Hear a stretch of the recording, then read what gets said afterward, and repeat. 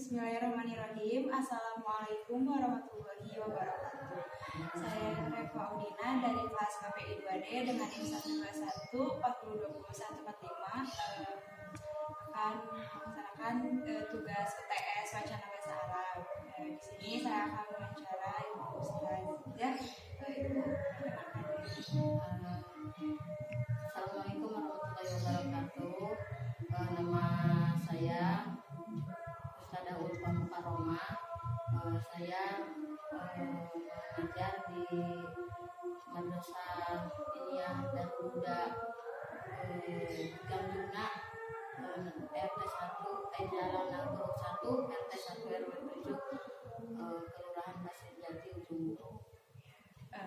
Kalau gitu ya Ibu, aku izin nanya Ibu. Menurut Ibu, seberapa penting sih berbahasa Arab untuk berdakwah?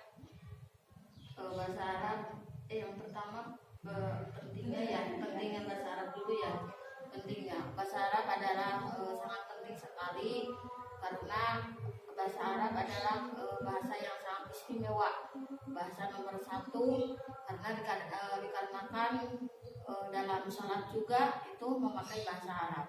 Contoh seperti usolli, fardo, dubli atau yang lainnya, ataupun dalam lapan-lapan yang lainnya seperti inna sholati, wa nusuki, bahkan takbiratul ihram juga yang utama yaitu pakai bahasa Arab. Semua di negara apapun, negara manapun dalam sholat itu semuanya pakai bahasa Arab. Contoh misalkan dalam takbiratul ihram semua kapan pakai Allahu Akbar, gak bisa digantikan dengan bahasa-bahasa yang lainnya. Karena itu bahasa Arab sangatlah penting bagi kita semua, meskipun kita pintar bahasa yang lainnya, mau bahasa Mandarin, bahasa Korea, bahasa yang lainnya, tapi bahasa Arab itu adalah bahasa nomor 1, bahasa yang istimewa. Selanjutnya Ibu, menurut Ibu apakah seorang dai itu penting untuk menguasai bahasa Arab atau bagaimana? Seorang pendakwah itu juga harus bisa menguasai bahasa Arab karena mungkin untuk menggali Al-Quran, untuk menggali kitab-kitab yang lainnya, menggali hadis, itu semua perlukan harus menguasai bahasa Arab gitu. Kalau boleh tahu, selama mendakwah gitu, itu Ibu referensinya dari kitab kuning atau dari kitab apa? Dari kitab kuning juga, ya kebanyakan dari kitab kuning. Mungkin nggak cukup dari Al-Quran saja, nggak cukup menggali dari Al-Quran saja, perlu dari kitab-kitab kuning yang lainnya. Karena mungkin kalau contoh seperti dalam Al-Quran ada fardu wudu, itu dalam Al-Quran cuma 4, disebutkan dalam Al-Quran cuma 4, tapi dalam kitab kuning itu disebutkan ada 6, ada penambahan, ada niat dan ada tartib. Kalau dalam Al-Quran itu cuma 4, cuma membasuh muka, membasuh kedua tangan, terus mengusap sebagian rambut dan membasuh kedua kaki. Tapi dalam kitab kuning itu ditambahkan oleh para ulama-ulama, pengarang-pengarang kitab, ditambahkan ada niat dan juga ada tartib. Karena apa ditambahkan niat? Karena niat itu sangatlah penting dalam sesuatu pekerjaan. Semua harus pakai niatnya, harus ada niatnya untuk menghasilkan pekerjaan-pekerjaan itu sempurna. Jadi harus ada niatnya.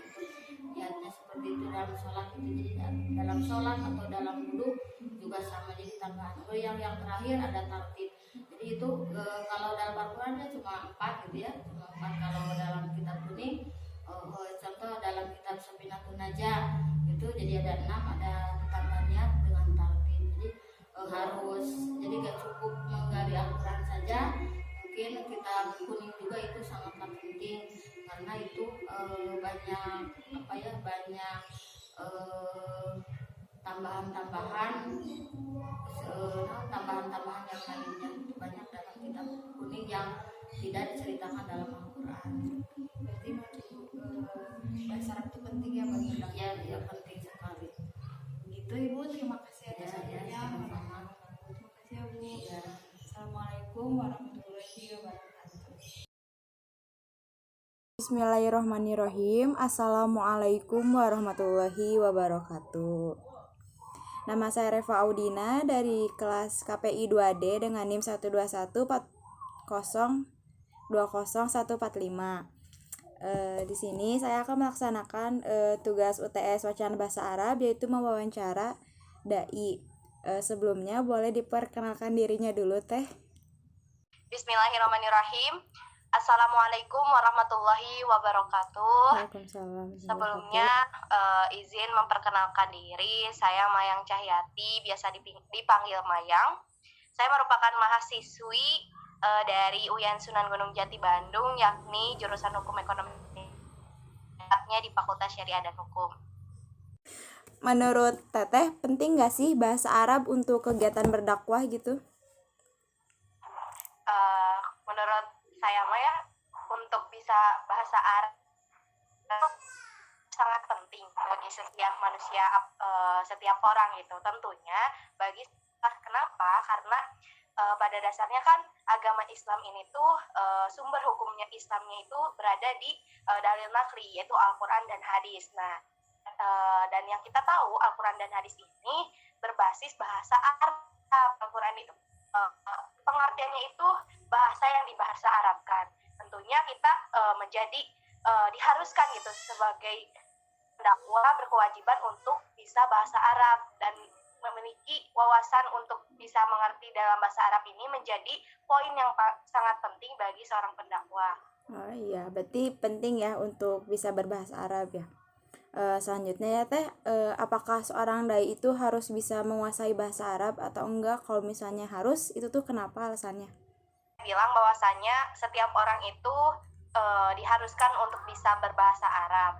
Namun pertanyaan itu, apakah seorang dai itu harus banget bisa bahasa Arab? Jawabannya ya enggak.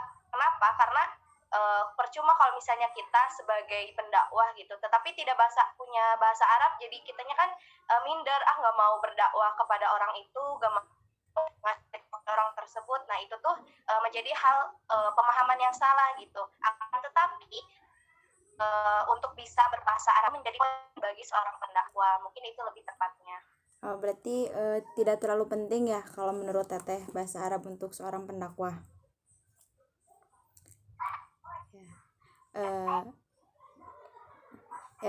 Selanjutnya biasanya untuk referensi mendakwahnya Teteh dari kitab kuning, kitab turos, atau dari mana gitu Teh? Kalau saya sendiri untuk bisa berdakwah itu referensinya itu dari berbagai dari kitab kuning, karena jujur saja gitu ya, saya juga masih awam gitu untuk bisa berbahasa Arab, terutama dalam kitab kuning. Untuk memahami kitab kuning itu tuh akan tetapi pelajari kitab kuning itu benar-benar poin yang bagus gitu bagi orang ini tuh membahas tentang ilmu fikih, akidah akhlak, tasawuf, dan itu tuh menjadi materi-materi yang bisa menjadi dasar seorang pendakwah untuk hukum gitu, hukum Islam. Oh iya. Selanjutnya Teh, ada nggak sih tips buat kita para mahasiswa mahasiswi untuk bisa berdakwah gitu? Kalau tips dari saya tuh sebenarnya yang pertama itu harus percaya diri, karena kan percaya diri ini tuh sangat penting ya bagi seseorang. Kenapa? Karena kalau misalnya tidak punya rasa percaya diri untuk bisa bersosialisasi kepada orang, percuma aja meskipun dia punya wawasan, tetapi dia mengurung diri gitu di rumah, tidak mau bersosialisasi kepada teman-temannya.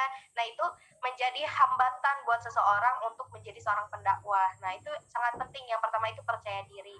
Lalu yang kedua tentunya dia harus tolabul ilmi.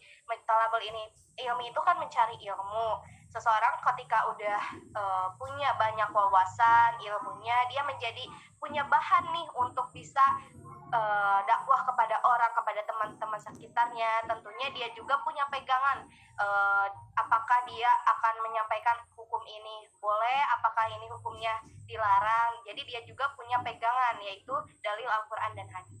Oh iya, berarti bahasa Arab itu memang setidaknya kita harus bisa ya Teh ya. Kalau misalnya mau berdakwah juga kecil-kecil juga kita boleh ya. Ya, kalau begitu terima kasih ya Teh atas waktunya. Mohon maaf telah mengganggu. Ya, terima kasih juga telah mohon maaf jika dari jawabannya itu kurang memuaskan buat yang lainnya.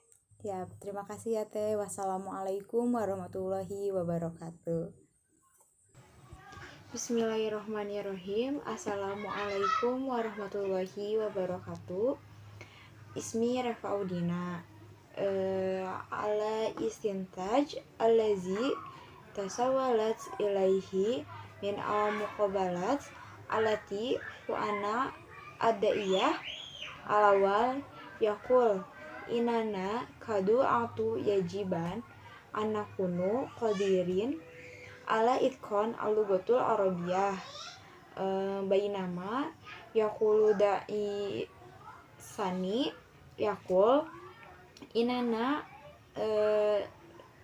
lasna bihajati ila itikon alugatul arabiyah bal yajib anakun qadarin ala qiraatul arabiyah kama fi al-Qur'an wal hadis wa iza ardana amnakuna qadirin ala wadi fa'alaina annaba bini syai'an fa syai'an wa hunaka iradatu fi anfusina. Wabillahi taufiq wal hidayah. Wassalamualaikum warahmatullahi wabarakatuh.